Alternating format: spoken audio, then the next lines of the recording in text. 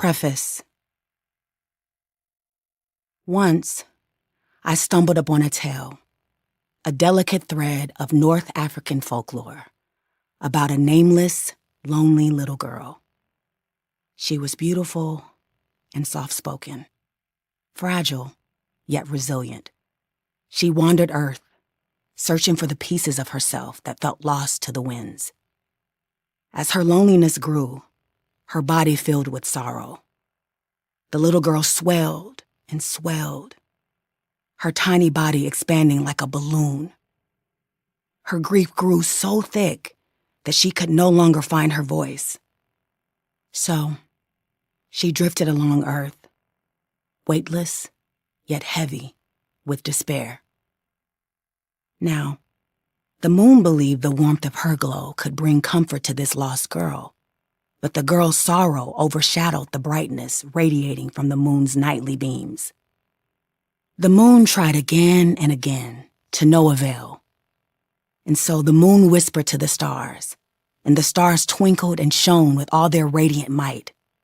Even still, the little girl did not pay attention. She continued to believe she was alone in her anguish. One night, the moon decided she would not rise at all. Instead, she traveled down to Earth in search of the girl. She found her in a barren desert. The moon scooped the girl up and flew her into the night sky. Bathed in the glow of the moon's embrace, the girl felt a sigh escape her throat. The moon gently rocked the girl in her arms. She had never felt such comfort, such peace, such warmth. "You cannot stay up here forever," the moon told the girl. "You belong on Earth, and I must stay in the sky for all the other people. But I will help you." The little girl sat up. She did not understand what she was being told. She just stared back, blankly. "Let your sadness flow," the moon repeated. "It is okay to let out your sorrow." Suddenly, an unfamiliar sensation overcame the girl. A stream of wetness poured from the corners of her eyes. She was unsure what was happening. The girl had never felt the tickle of a tear rolling down her cheek, the saltiness of a tear on her tongue. As the girl wept under the glow of the moon, she found her release. From that day on, the moon reminded the girl that no matter how much sorrow filled her, she was never truly alone. Ever since I was a little girl, I have been drawn to the moon and the folklore around her. The quiet of the night helps calm my racing thoughts, and the moon soothes me, down to my soul. I find so much beauty in her phases, an endless cycle of endings and beginnings, rebirths, cleanses, second chances. As a child, I remember being told that my dreams were written in the stars, and the power of the moon could make them come true. The earliest dream I can recall is me standing on a stage, the heat of a spotlight tingling my skin with excitement. There's a band behind me and a vast sea of faces looking up at me. Everyone is waiting for me to lift the microphone to my lips. Sometimes I'm in a flowing gown, sometimes I'm in a simple t-shirt and jeans. But I was always on stage, performing. At one point in my life, that dream was all I was living for. Sometimes my memories feel like a dream, lived experiences enmesh with the fragments of my mind's creation. It has felt as if parts of myself are scattered across time, across selves, each holding different pieces of the same story. But the pieces never quite align. It only makes me question myself and my mind even more than I already have. That's why I believe memory can be a trap. It pulls at the edges of who we think we are and who we might yet become. My life has felt a bit like folklore, stitched together and passed along by others. One would think that after 30 years in the public eye, I'd have found a way to inoculate myself from the opinions of others. But longing to be liked has made that difficult. The hardest lesson of this book was learning how much that need for acceptance influenced my own happiness. It's time to give that girl a voice and free her. Still, even now, I'm afraid that I will disappoint people by sharing my story. I'm certain that details here will differ from how others might have told it. Because of that, some names and identifying details have been changed or omitted to respect their privacy. And some scenes and conversations recalled here are done from the spirit in which they were remembered and have been reordered and or combined for narrative purposes. The limits of my memory made me reconsider writing this book. I thought about just keeping all these stories locked inside. I'd gotten used to carrying them around, and they could vanish with my last breath and remain unknown. I'm afraid of what people might think, but my hope is that in surrendering my truths, that young girl who dreamed under the moon can feel understood. And finally, find release. Phases. February 2024. My heartbeat thunders in my ears, drowning out the cheers inside the crypto.com arena. 20 feet away, beyond the thick LED video wall, 18,000 people are in the audience, and millions are watching live at home. Unaware that my knees are trembling in my red leather boots. It's the 66th annual Grammy Awards here in Los Angeles, and I'm waiting for my cue to perform with Burna Boy and 21 Savage. 5 minutes, Miss Norwood, whispers a headset-wearing PA, clipboard clutched to her chest. She couldn't have been more than 22. Probably wasn't even born when I last sang at the Grammys. I nod, throat too dry for words, and adjust the big waving curls cascading down to my waist. 26 years after releasing Top of the World, I'm here to sing it at the Grammys. Burna and 21 are nominated for their collaboration, Sitting on Top of the World, which samples my original record. I am always flattered when artists pull from my work. It never gets old watching younger generations find inspiration from music you created in your youth. Burna Boy is making history as the first Afrobeats artist to perform at the Grammys. He could have stood under the sun alone or with only 21. Asking me to perform with them was a beautiful invitation. It was 1997 when I last performed at the Grammys. I showed up in a slick, all-black look, high-waisted pencil pants, baby doll blouse, and a choker. I performed Sitting Up in My Room, a song that set the stage for the meteoric career highs I'd experience next. I was up for my third and fourth Grammy nominations that night. I lost to Toni Braxton and a virtual duet between Natalie Cole and Nat King Cole. But these are not the things that mattered. I was 18 on the Grammy stage, singing one of my songs. It really felt as if I were standing atop of the universe that night, and I wanted nothing more than to keep soaring, higher and higher. What I didn't think about was the price it will cost to get there. Now my nervousness and exhilaration dance a frantic waltz. I can hear the familiar, intoxicating roar of the crowd, and I stop to take a quick peek at the bay of monitors displaying the telecast from all angles. "I need you to get up out of your seats immediately," Burna commands while walking from the center of the arena up to the stage. For years, I dreaded events like these. I didn't feel worthy of such lauded spaces, and so I stopped going. Embracing the idea of being celebrated is ongoing work for me. And as I watch the camera panning to get close-up shots of the audience, a tiny jolt of fear hits me. Will they still care? A disembodied voice spills out of the assistant's earpiece. "Go for Brandy." I'm discreetly led around the video wall, behind an army of dancers and into place at center stage. The lights dim. I inhale deeply, tasting the electricity of anticipation. The dancers part, revealing me underneath the blinding white spotlight, my back toward the crowd. I spin around, letting the floor-length trench coat whip around me dramatically before singing a note. I'm just trying to be me, doing what I gotta do. Some people think that I'm sitting on top of the world. The roar from the audience hits me like a physical force. Thousands of voices creating a wall of sound that swallows me whole. Unexpected, comforting, overwhelming. Every clap and cheer seems to whisper, "We still love you. We've been waiting for you." My gaze sweeps across the sea of industry faces in the front rows and the glittering phones speckled throughout the crowd, all pointed toward me, and I relish in the joy that shoots through my body. These lyrics that once were an interrogation of fame now have a new, reimagined life. I close my eyes for just a heartbeat, transported back to that hungry girl in the recording booth singing "Top of the World." I think about the phase of life she was in then, the certainty she had, the absolute belief the world would see the real her. What she couldn't anticipate was the vertigo that comes with sitting so high on a pedestal.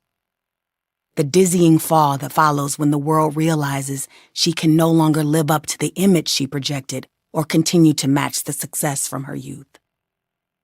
The bruises left by betrayed trust. The hollow echo of being spoken of in the past. One of the biggest lessons I've learned is to embrace the phases of life. All of them. For so long, I'd been on a quest to find a new way forward. Not just for my career, but for myself. But I can't move forward until I stop running from the past. And so here we are, going back to the beginning. Pink Camellias. My heart sank, like a stone through murky water, dragging me deeper into the abyss of my own terror. I could feel the weight of my 5-year-old body collapsing into itself, my shoulders curving inward as if trying to protect what was left of my pride. My chest was tight, with a panic so palpable I swore everyone could see it rising from my skin like steam hissing out of the bottom of an iron. I prayed for just one note to escape, one single, solitary sound. If I could coax the first, I knew the rest would follow, spilling like a summer stream over smooth river rock.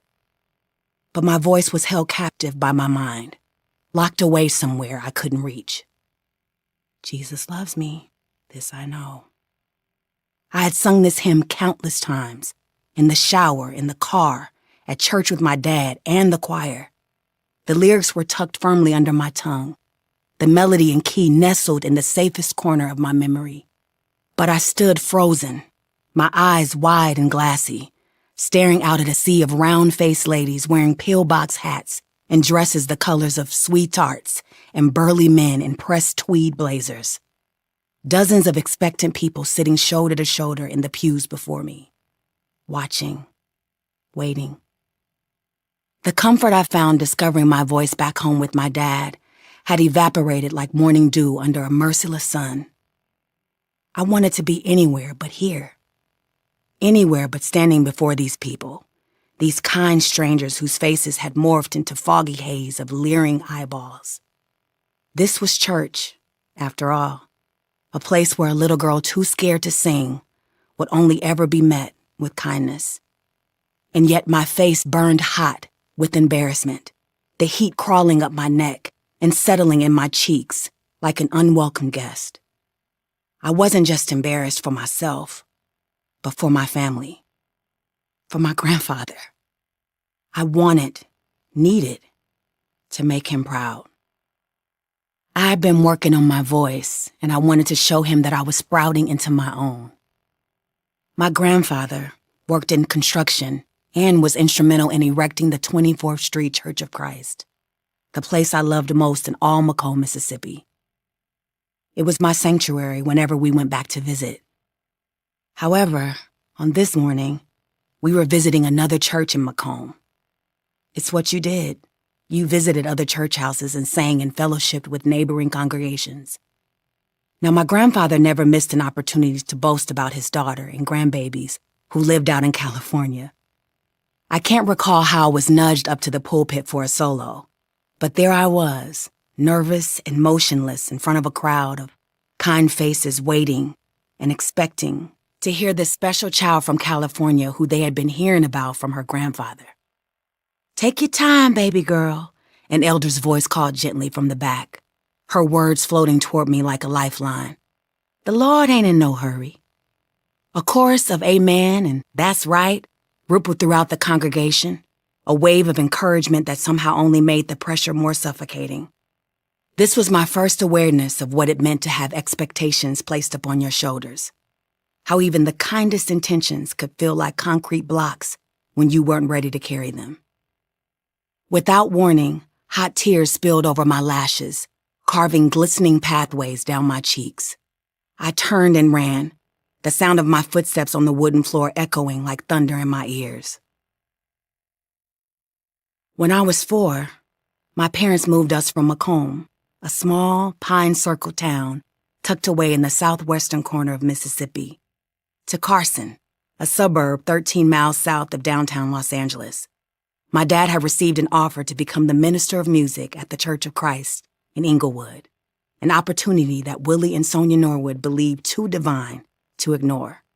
My brother Ray J and I were small enough that we could stretch our bodies across the entire back seat of our faded blue Subaru and still have plenty of space, a blessing that came in handy for a cross-country journey that seemed to stretch on for an eternity. How much longer, Dad?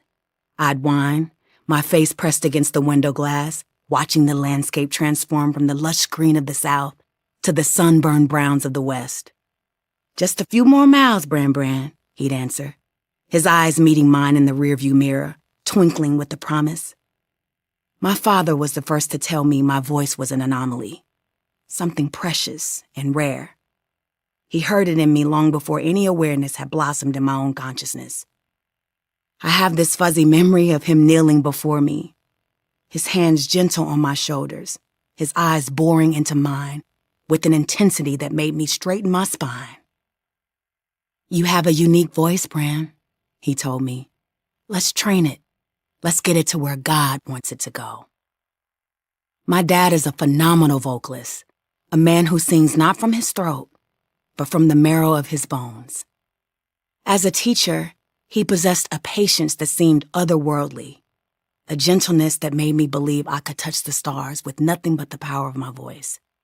And make no mistake, he was a master of his craft, a virtuoso who cared deeply about helping vocalists realize the full breadth of their potential. He taught me to follow scales with meticulous precision, encouraging me to take my voice up and down, and how to better understand the range of my own instrument. Under his guidance, I learned the delicate dance between power and restraint, between letting your voice soar and knowing when to rein it in. Since he was the minister of music at our church, he placed me in every choir he could. Gospel music became my first language. The choir welcomed all who came, but there was one doctrine that remained unshakable. You only sang a cappella. No pianos, no organs, no drums. Just voices working together to create something that transcended the sum of its parts. Church was where I first unraveled the intricacies of my voice, how to blend and match across different ranges and harmonies. It was where I learned how to let my voice soar above the rest when it was my turn to shine, and how to tuck it neatly into the fabric of the collective when it wasn't. It was at the Church of Christ, surrounded by voices both young and weathered, that I began to understand that my gift wasn't just mine. It was meant to be shared. Growing up, summering in the South was my favorite slice of the year. The way people romanticized Los Angeles with its swaying palm trees and omnipresent sunshine was precisely how Ray and I viewed Macomb with its weeping willows and front porch swings. We couldn't wait to go back each year, counting down the days until our parents would pack us into the car or put us on a plane bound for Mississippi. Our family had constructed a beautiful life on the West Coast. A life filled with opportunities, but reconnecting to the roots that awaited us in Macomb felt like a homecoming. I craved the languid breeze of Mississippi summers, the way the air hung heavy and sweet like ripe peaches waiting to be plucked. I was drawn to everything about this place. The melodic drawl of the people who shaped their words like they had all the time in the world to release them. The kindness and care that seemed to ooze out of everyone so effortlessly. The way folks moved like they were constantly swaying to music only they could hear. In Macomb, everyone seemed free. Free in a way that tight-laced suburbs of Southern California could never quite replicate. Life in Macomb unfurled at its own pace, slow and deliberate. Time seemed to move like thick molasses dripping from a spoon, sweet and unhurried. The railroad tracks that had once given this town its purpose and pride now sliced through it like an old scar. A physical reminder of division that separated the white neighborhoods, with their elegant magnolias and wraparound porches, from the black neighborhoods, where clapboard churches stood defiant, their steeples reaching skyward, as if in perpetual prayer or silent protest. It was a stark contrast from life in Southern California. Our parents never shielded us from the harsh realities of our world. They didn't have that luxury, but they also never allowed us to believe that there were other ways to live. Returning to the South was their way of ensuring we stayed connected to the values and traditions they had grown up with, and that we understood there was more than one kind of community, more than one way to exist in our skin. One of those cherished traditions was braiding, an ancestral art form passed down through generations of women in our family. Perched between the sturdy legs of my grandmother, an ancient ritual would begin. Oils, creams, and butters were massaged into my hair with loving fingers, worked gently from root to tip until each strand glistened the deepest shade of obsidian. A glowing hot comb heated on the blue flame of the kitchen stove will be pulled ever so delicately through my kinky coils, straightening them with a precision that bordered on reverence. If I fidgeted, as children are wont to do, I risked a scalding kiss from the metal, leaving a dark, scaly spot on my ear or nape that would be a reminder of my impatience for days to come. "Be still now, Bran," my grandmother would murmur, her voice a soothing balm. A delicious sting would follow as the hair was separated into small parts, meticulous squares created by the pointed end of a rat-tail comb, before the strands were woven together snugly by taut fingers that had performed this dance countless times before. The ache was familiar, a sensation as old as time itself, a pain that connected me to every woman in my lineage who had sat just as I was sitting now. With each pull and tuck, a braid began to form, a testament to both pain and beauty, to endurance and grace. There's a quiet magic in the gathering of Black girls getting their hair braided, a divine time that feels less like an appointment and more like an ancestral birthright. It's a tapestry woven across generations and geographies uniting us. Braiding is an ancient conversation, a communion shared by Black girls everywhere. Just the thought of those ripples in time unleashes a dam's worth of memories. Sensory explosions that transport me back to my grandparents' house on Summit Street, or to the first salon my mom took me to get braided after a perm left my hair singed and brittle. It was a small shop in Carson that always smelled of sage and baby powder. The sound of combs clicking against glass jars of Blue Magic or Sulfur 8. The room filling with vapors, steam rising from boiling pots like ghosts across the ceiling. The smell of shea butter and coconut oil melting between practiced fingers, of stretched quinoline hair being prepared for installation, of pungent chemicals and sticky elixirs being stirred together to create magic. Scents that hung in the air like sacred incense, marking the space as hallowed ground. Braiding was a language I first inherited from my grandmother, who inherited from her mother, and so forth. A matrilineal tradition spoken without words, but articulated through tender touches and tiny tugs. It was a language that whispered, "This is ours. This is sacred. This belongs to us alone." Some of my earliest memories involve a ritual around hair being pulled into cornrows or separated into neat plaits for school or church. I remember the colorful barrettes and wooden beads and golden clips that adorned my finished styles like little punctuation marks. My grandmother would prop me up on a pillow between her legs and get to work, her fingers moving with a rhythm all their own. The whole time she told me stories, rich vivid tales that unfolded like roadmaps to a past I was too young to have known. Stories about her own childhood, or about my mom and her sister, my Aunt Beverly. About the things her mother had passed down to her that she passed to my mother.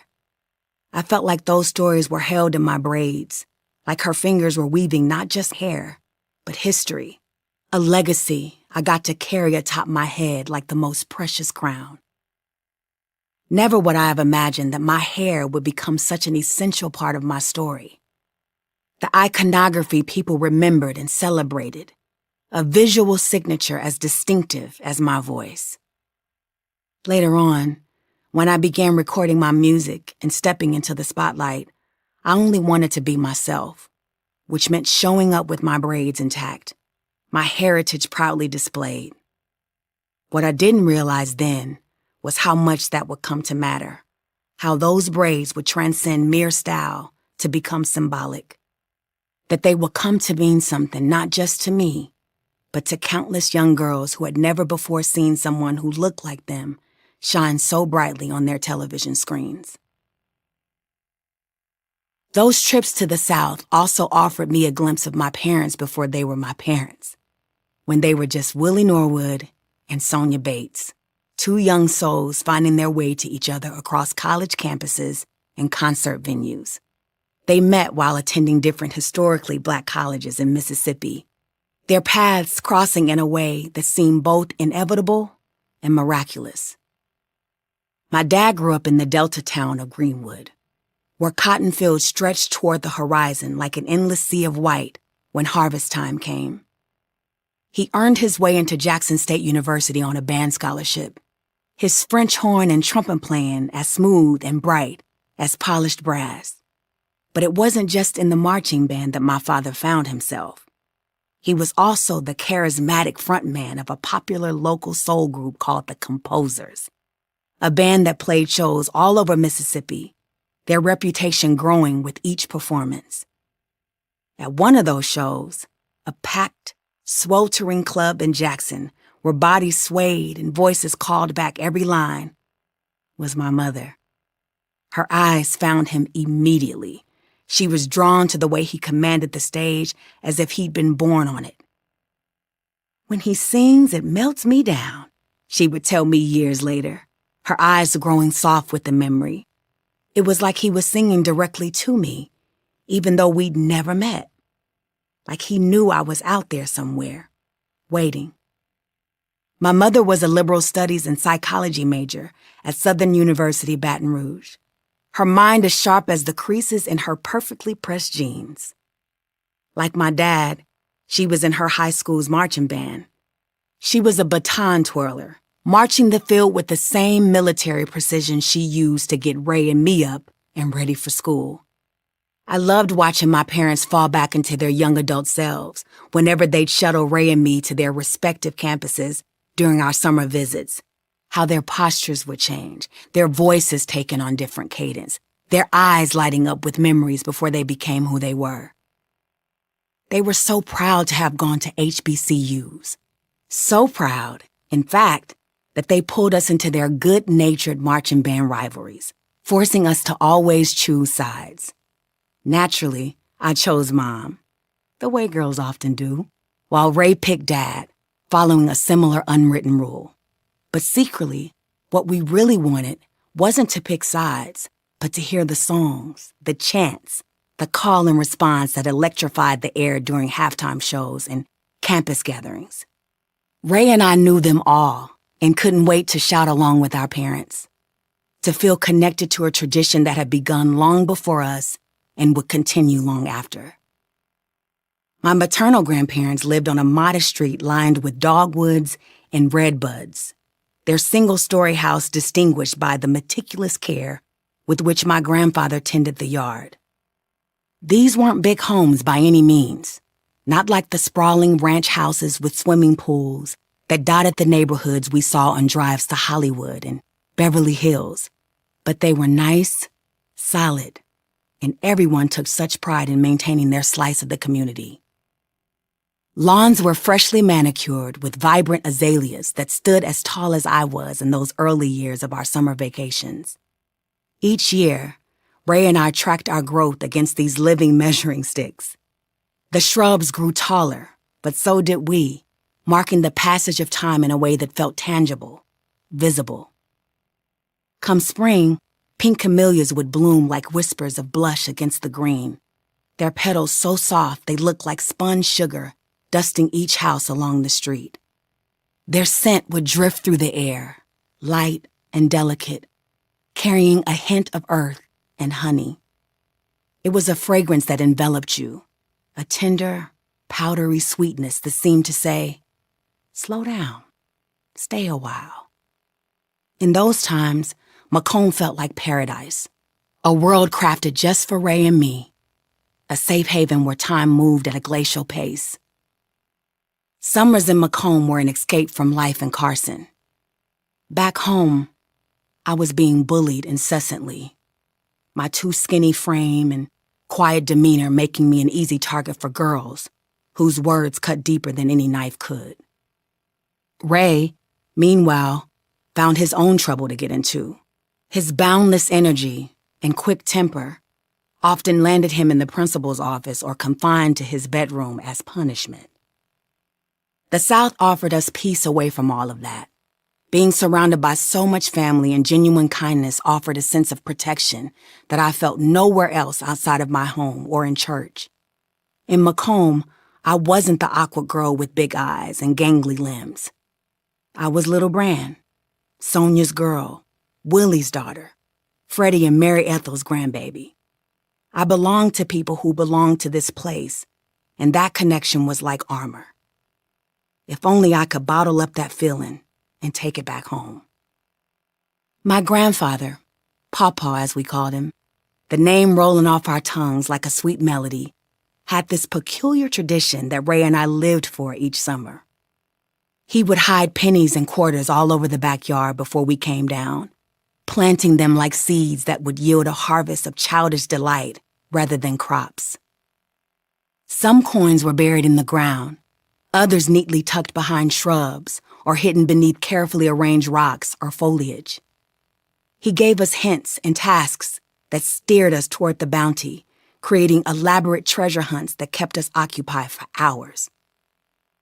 "Look for the most wilted flower in Grandma's garden, then count 3 steps to the right," he'd instruct, his weathered face breaking into a mischievous grin.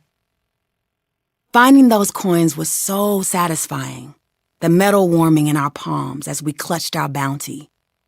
But the real value lay not in the coins themselves, but in the lesson Pawpaw was teaching us about gratitude, about finding joy in small treasures that others might overlook.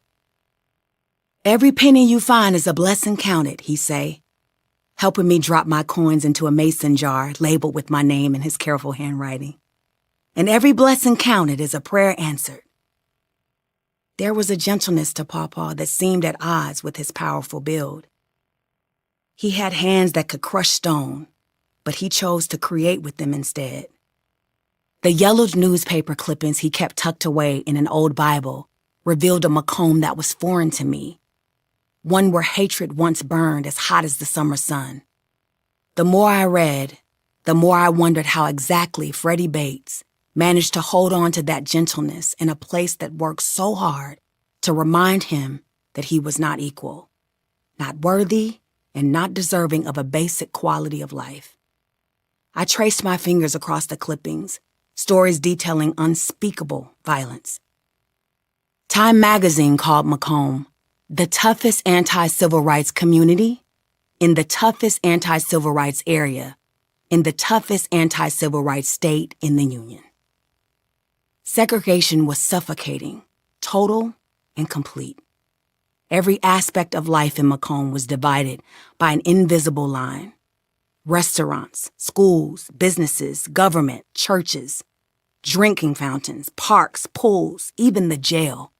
Black residents were born in segregated hospitals and buried in segregated cemeteries. From first breath to last, the system ensured separation, and work followed the same patterns, with Black folks only having access to menial jobs. The Supreme Court desegregation orders of 1954 and 1956 laid the groundwork for change, and Dr. Martin Luther King Jr.'s Montgomery bus boycott planted seeds. In 1961, the first wave of freedom riders hit the Macomb bus station, and everything broke loose. Black families boycotted the segregated schools. The backlash was swift and brutal. Freedom riders were beaten, their bodies broken and bloodied on the concrete. School protesters were expelled and thrown behind bars. Pawpaw was a member of the NAACP and was heavily involved in what became known as the Macomb Movement, a series of voter registration drives and direct actions that sought to dismantle the segregation that strangled the South. When 15-year-old Brenda Travis was expelled from Berglund High School after being arrested for participating in a bus station sit-in, she and 100 students walked out in protest, their young voices raised in defiance of an unjust system. They marched to Macomb City Hall singing, "We shall overcome," their voices wavering but resolute, only to be met with police batons and cruel words. Brenda was sent to a juvenile correctional facility an hour outside of the city without her mother or attorney being informed, a punishment meant to break not just her spirit, but the will of an entire community.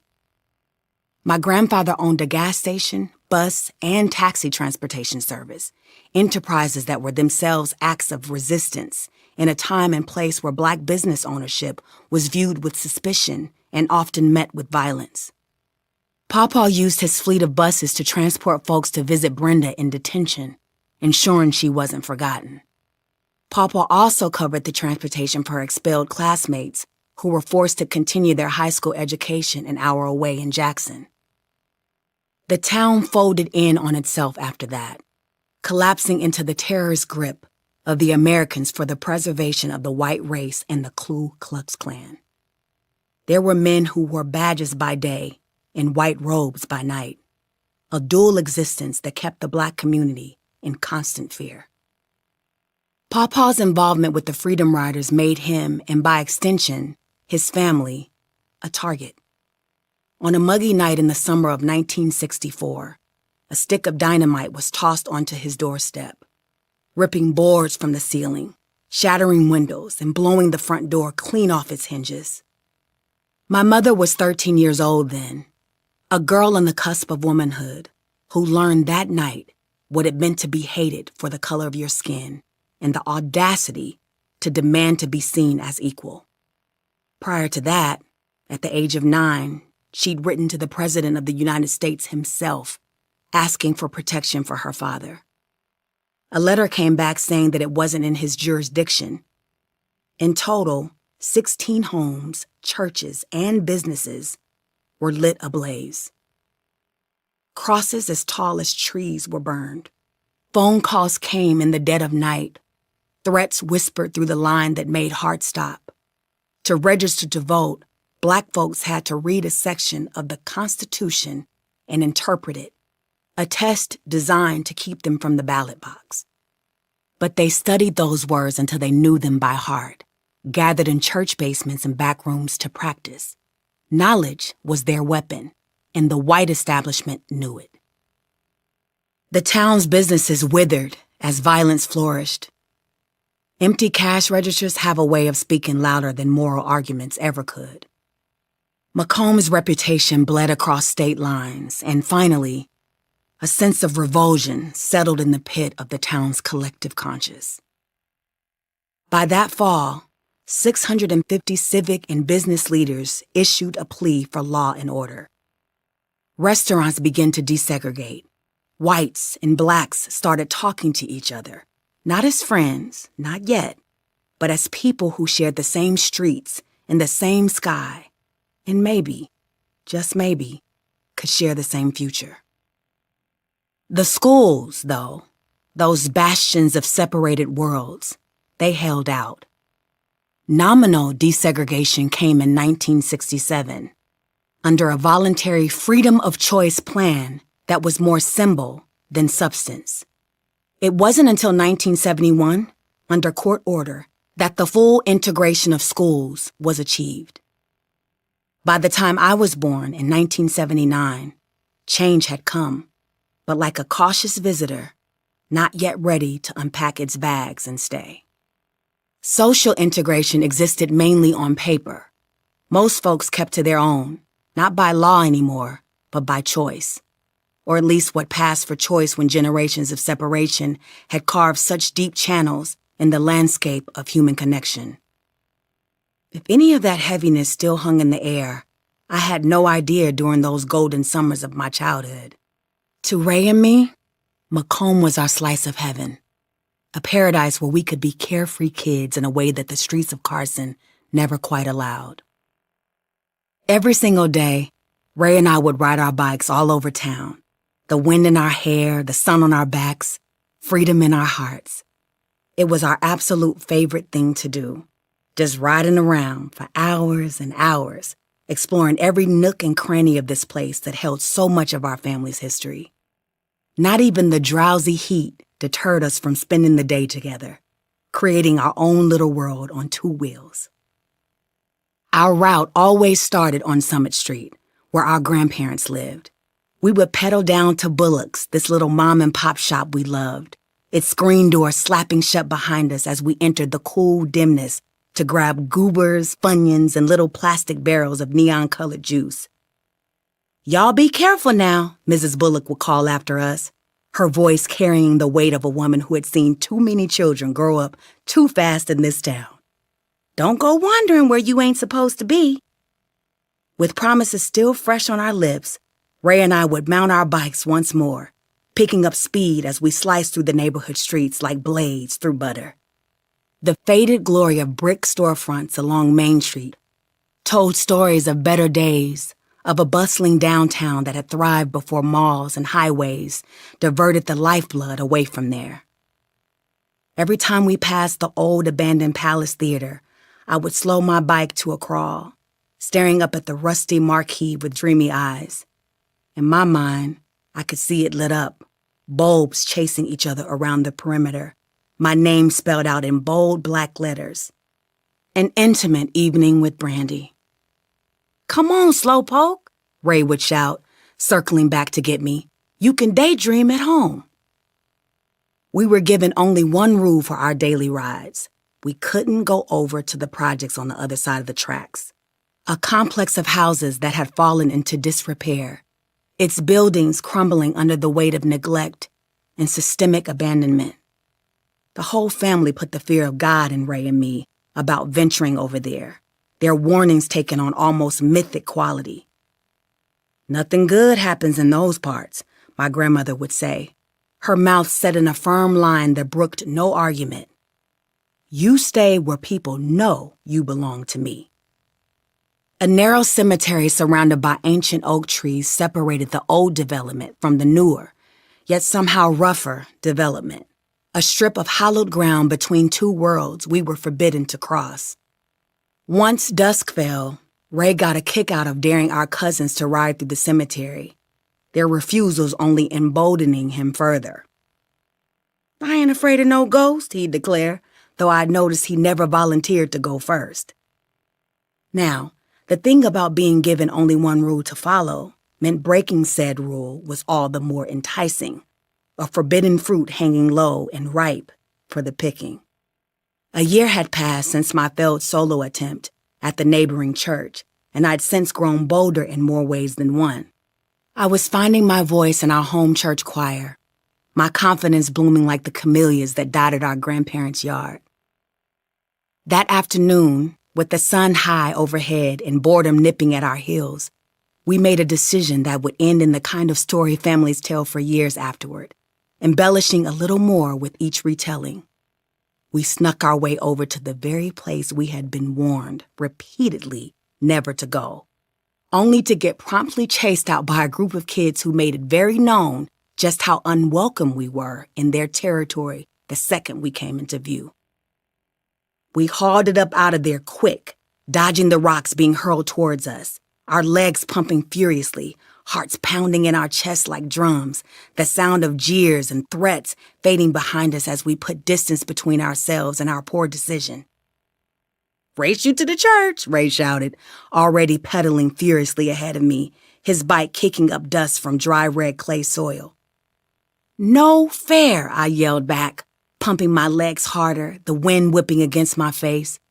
Our bike skidded to a stop in front of the 24th Street Church of Christ, which our papa helped build with his own hands, brick by brick, a testament to what he always called stubborn faith, the kind that persists even when all evidence suggests surrender would be easier. "I win," Ray grinned, dropping his bike on the patchy grass and racing inside, his energy undiminished by our narrow escape. "You always win," I muttered, but there was no real bitterness in it. Ray was faster, stronger. These were just facts, like the color of the sky or the sweetness of the peach cobbler Grandma made for church.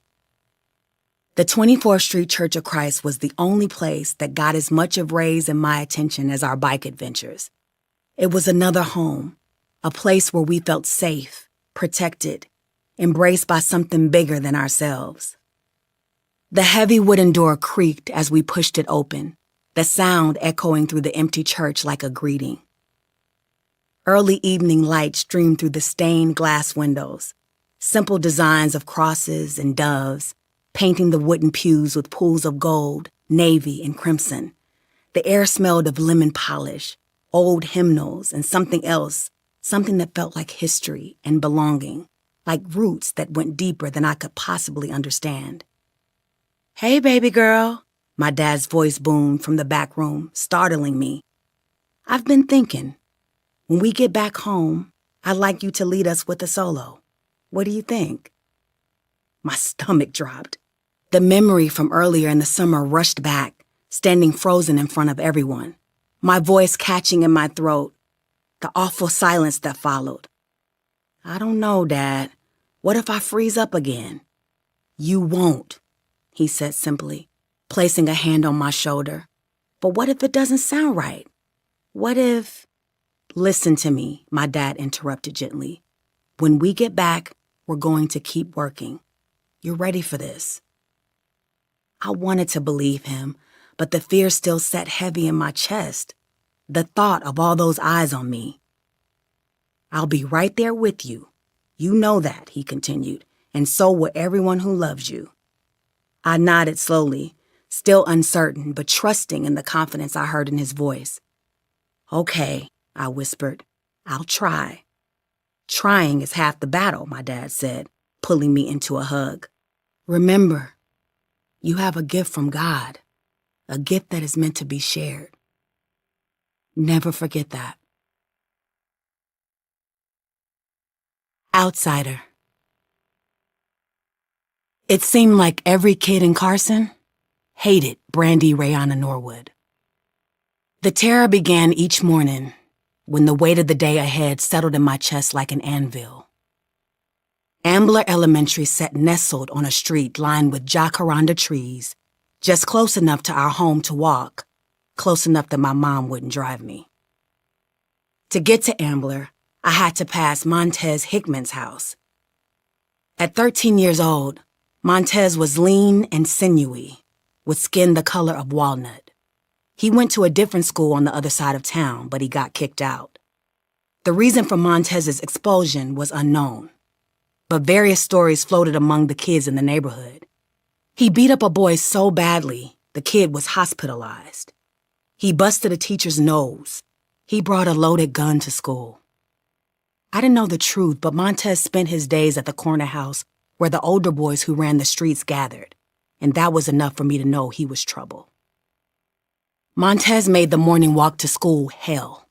At least 2 or 3 times a week, I could count on him popping out of the house to terrorize me as I hurried past, head down, backpack clutched to my chest like a shield.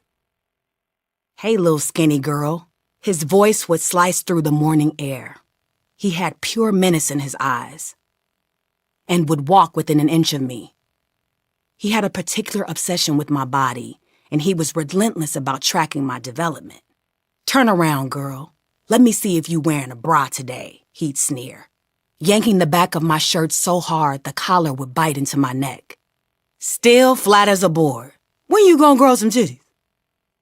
He'd erupt in laughter that echoed in my ears long after I'd escaped.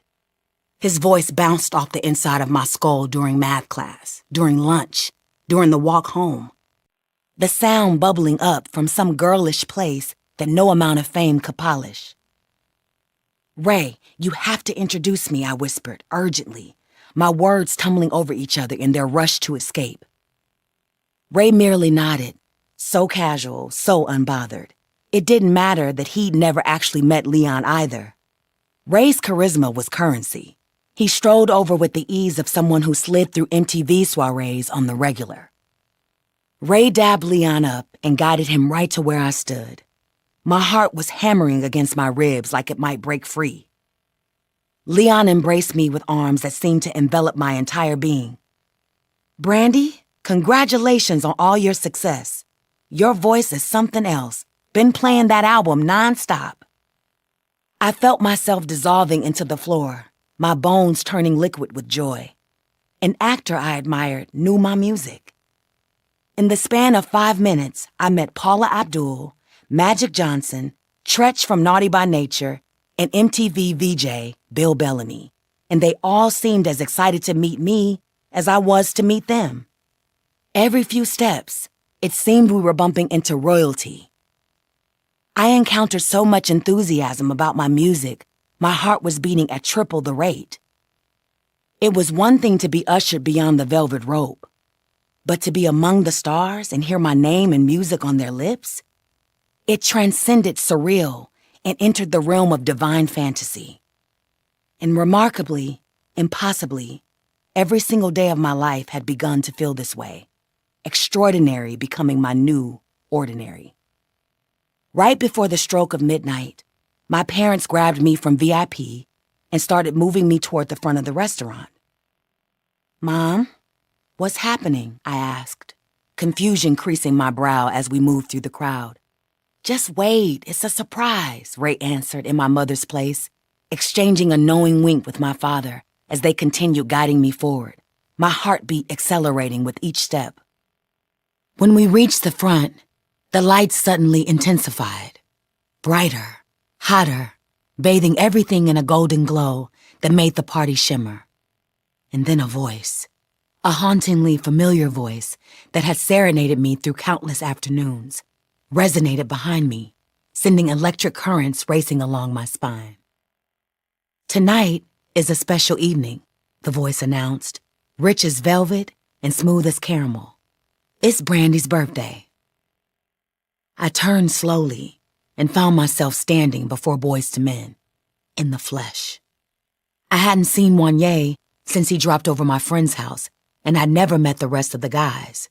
Now here they were, surprising me. Like a scene from a teenage drama, the guys began to sing happy birthday, their voices blending in that signature a cappella harmony that had made them legends, every perfect note directed at me as a towering cake adorned with 16 dancing flames was wheeled forward, its glow illuminating their faces in flickering amber light. This feeling, this memory, I wanted to preserve it forever. And that became my silent wish as I closed my eyes, the flames flickering through my lashes. Then he looked directly at me, his gaze intense, and proclaimed to the crowd, "She's one of the baddest singers of the 90s. She's gonna be out there for a long time." His words felt like an anointing I hadn't known I was waiting for. It was, without question, the coolest surprise of my young life. That was until he called me at home shortly after with an invitation. "Want to open for us on tour this spring?" Just that casual and nonchalant, as if he were asking how my weekend was. The question jolted every cell in my body. Before the tour started, he began calling regularly, gradually becoming my anchor, the only person who truly understood the strange metamorphosis happening in my life. He became indispensable. That first night opening for Boyz II Men, terror coursed through my veins. My hands were clammy, my mouth desert dry, my stomach performing acrobatics as I watched a steady stream of cars pour into the parking lot of the Tacoma Dome Arena. I'd never been to Washington before and didn't see much of the city outside of the Seattle-Tacoma Airport, the hotel, and now the arena where I was pacing around, killing time before I went out in front of 18,000 people who'd come to see Boyz II Men. I wore white leather pants and a matching bomber with chunky white patent leather boots. My braids were pulled into 2 buns high atop my head like Princess Leia.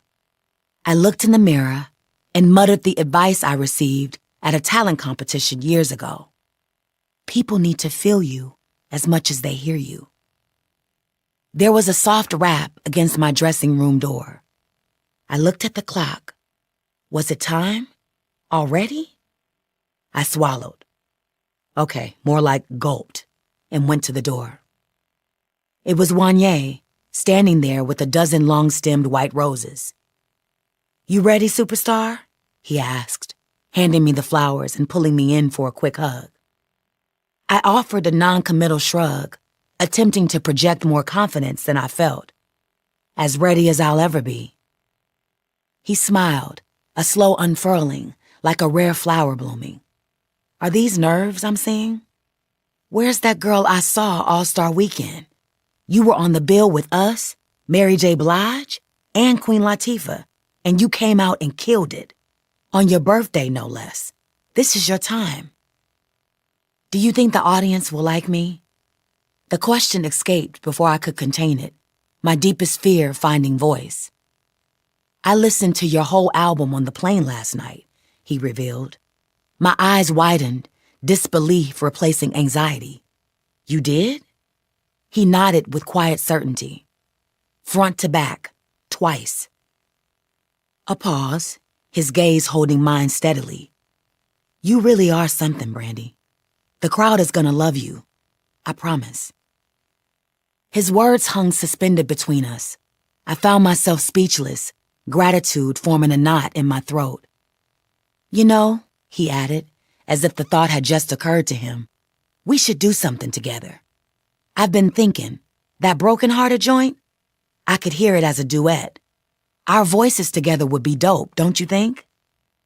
I swallowed hard, wondering if I'd misheard. Are you for real? For real. 2 simple words would reshape my entire reality. The anxiety that was blossoming into full-blown panic receded. I strode out onto that stage, every fiber of my body vibrating with purpose as the beginning bars of Baby blasted out of the loudspeakers. I lifted the microphone to my lips and heard pockets of the crowd shouting the lyrics back to me. I hadn't really understood the power of a #1 record before that night. The crowd went crazy, and out of the corner of my eye, I caught him off to the side of the stage. When our eyes met, he flashed a thumbs up and ducked off to get ready for his own grand entrance. During a day off from tour, we flew to Philadelphia to record the Broken Hearted remix at Boyz II Men's studio. A feeling burned within my chest as we sang together. I knew this sensation, like butterflies taking flight in your stomach. At one point in the day, he turned toward me, his eyes softened with something unspoken. This is a smash, he declared, his smile slow and knowing. I was excited he believed that, but my mind was also cloudy with this new feeling. I floated out of that studio as if gravity didn't exist.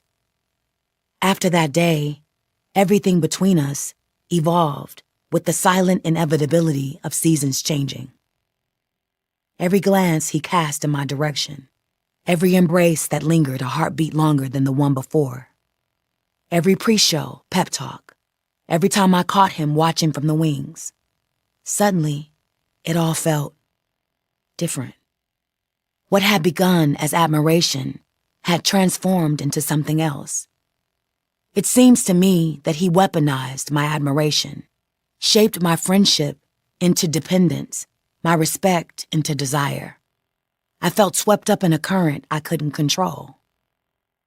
On the tour bus during long stretches between cities, I'd find myself drifting into daydreams, tracing the contours of his laugh in my mind's eye, wondering how it might feel if his fingers ever interlaced with mine and refused to. To keep listening to this audiobook, I've left you a link in the description so you can do it. at no cost thanks to Audible's 30-day free trial.